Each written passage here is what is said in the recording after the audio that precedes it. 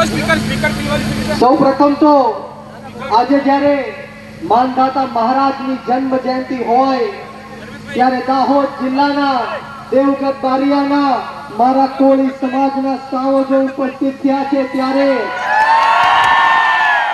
આપણે માનધાતા ભગવાનનો એવો જય ઘોષ કરવાનો છે કે જે લોકો એવું ઈચ્છે છે કે માનધાતા મહારાજની મૂર્તિની સ્થાપના ન થવી જોઈએ, એમના કાનના પડદા ફાટી જવા જોઈએ, તો બંને હાથ ઉપર કરી મુઠ્ઠી વાળી અને તાકાતથી બોલો, બોલો માનધાતા મહારાજ કી, માનધાતા મહારાજ કી જય, કોળી સમાજ જય, જય કોળી સમાજ।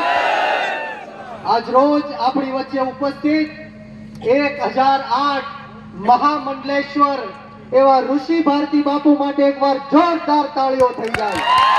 આપણે એમના ચરણોમાં નતમસ્તક વંદન કરીએ છીએ।